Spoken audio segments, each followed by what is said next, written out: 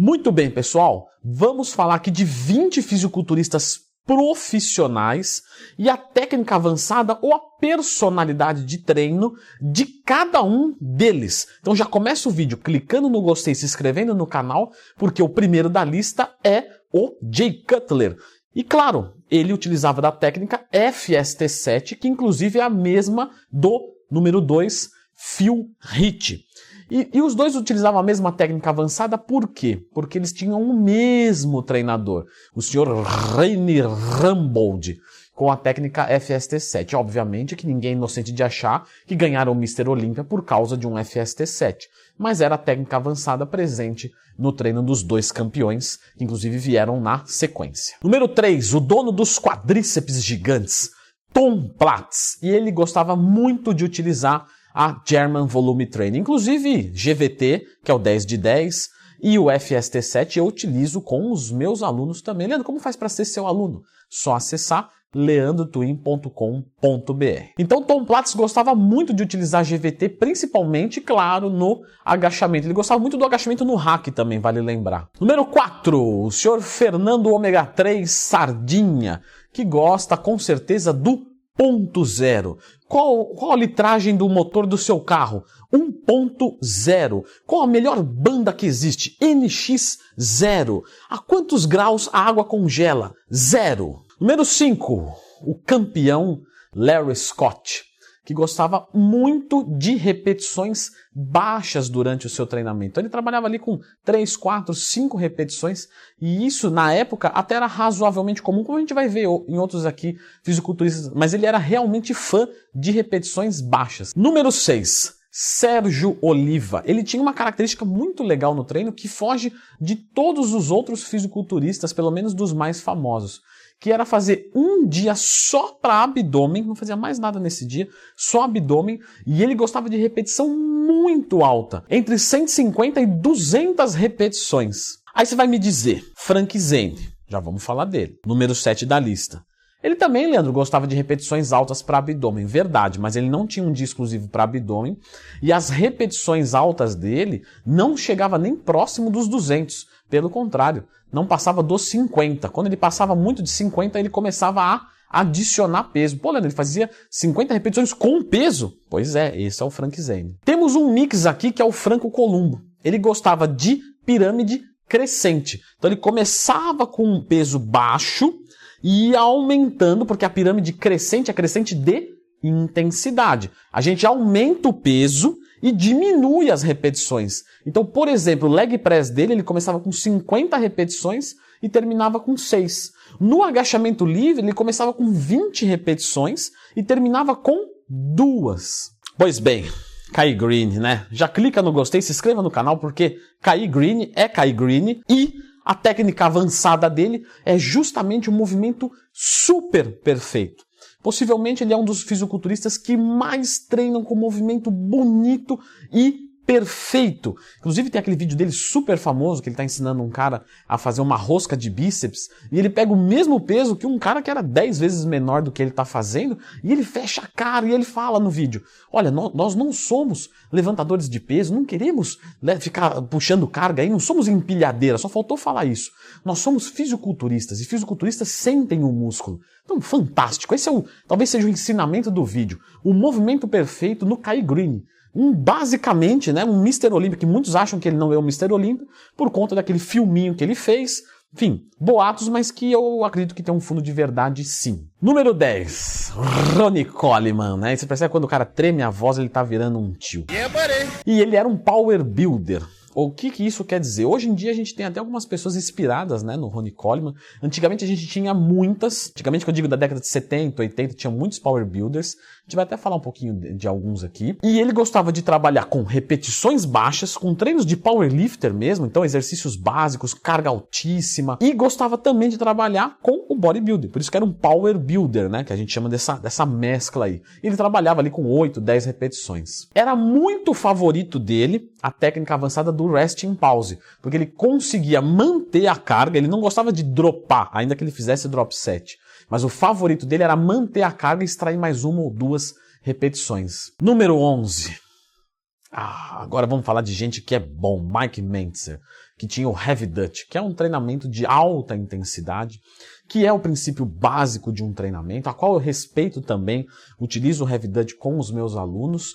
Claro que não é uma metodologia fechada, porque eu acredito que quando a gente pode misturar coisas, né? Porque temos coisas da década de 80, 90, de hoje, né? 2015, 2016. Então quando a gente mistura tudo, a gente tem um melhor treino e para aquela pessoa. Se a gente se fecha numa metodologia, a gente limita muitas coisas, inclusive o público-alvo. Porque o Heavy Dutch não é qualquer um que consegue e pode fazer. Mas o Heavy Dutch é um treinamento de alta intensidade. Sabemos de que um treino, para que gere resultados, tem que partir da alta intensidade. Tudo começa aí. As outras variáveis são entrando nela. Então, né, Mike Bentz é incrível, assim, pessoa realmente brilhante, chega a arrepiar. Para quem sente, eu não sei se na câmera dá pra ver, mas para quem sente isso, sabe que o Heavy Dutch e o Mike Bentz sabe, uma das maiores influências do bodybuilding. Tanta influência que influenciou os arrepios. Dora Yates. Não, cara, eu falo, eu me arrepio, porque quem sente isso sabe. É igual quem gosta muito de futebol, fala ali do Corinthians, o cara engrossa a voz. Claro, porque ele sente isso. Eu não sinto, mas eu respeito, porque eu sinto outra coisa.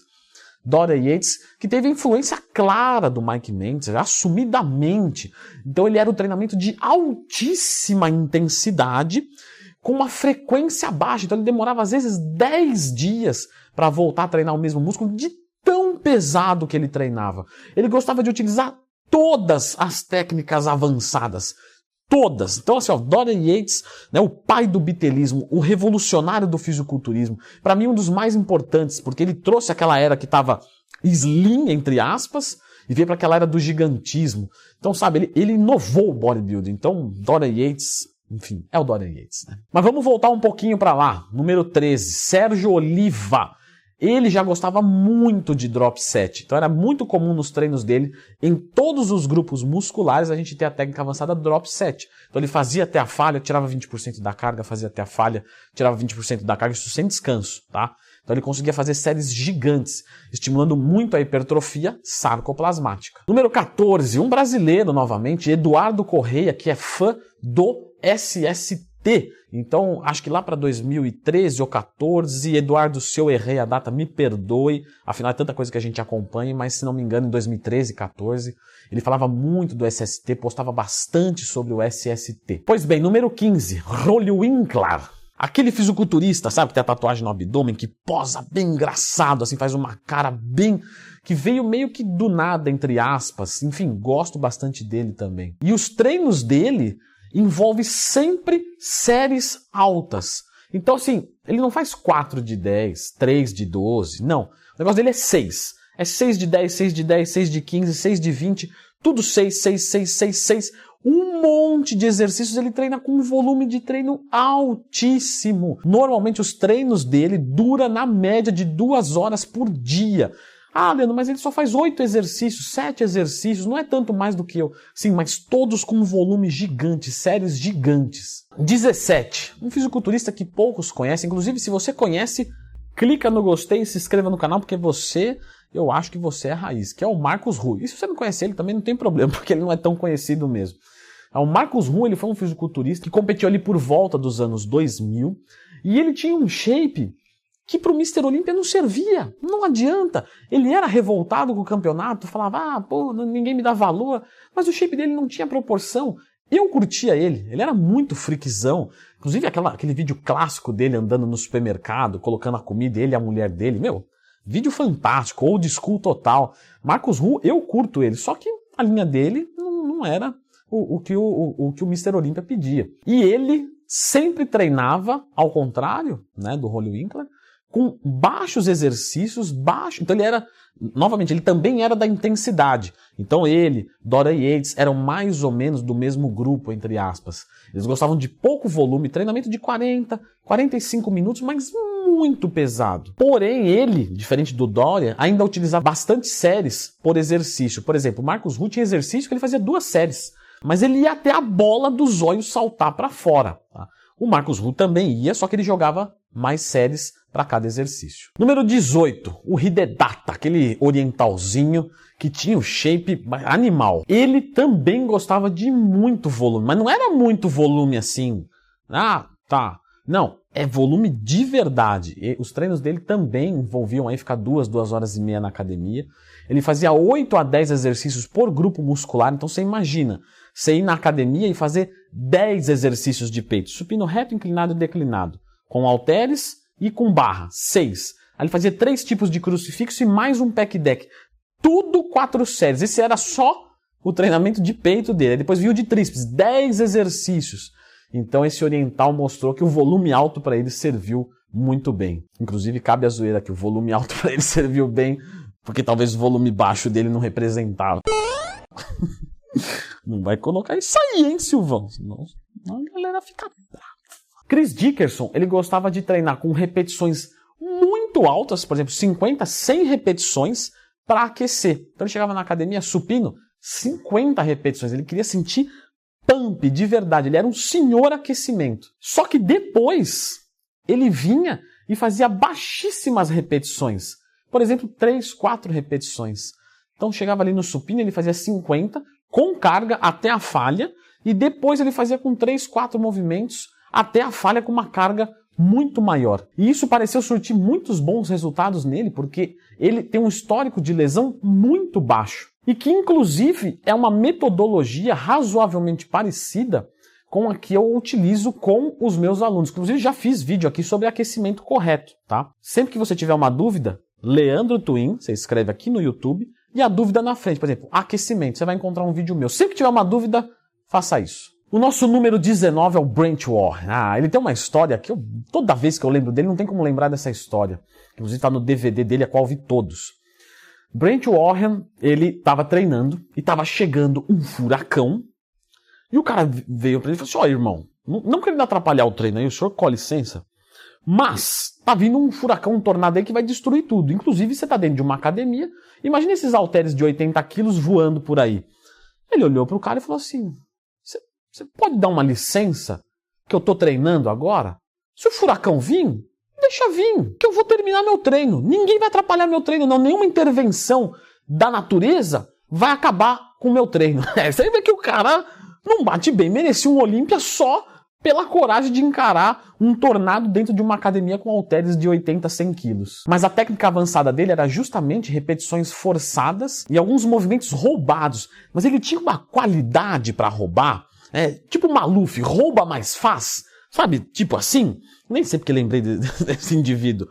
Porém, ele ia fazer, ele encostava as costas. Aí ele pegava os halteres e jogava. Só que quando ele jogava, as costas dele estavam apoiadas. Então ele estava roubando, ele estava dando impulsão. Só que sem risco de lesão. Brent Warren é um monstro treinando com intensidade e repetições roubadas. Um monstro. Inclusive, pessoal, fica a dica. Você quer melhorar, aperfeiçoar o seu treino? Assiste fisiculturista treinando. Baixa DVD. Leandro, eu não gosto disso. Tipo, 1 hora ver um cara puxando peso. Eu respeito isso. Cada um tem sua vibe. Do mesmo jeito que tem gente que gosta de ver um joguinho de futebol por 1h30 e outros não gostam, a gente vai gostar de ver fisiculturista treinando. Eu sou essa pessoa, por isso que eu estou nessa profissão.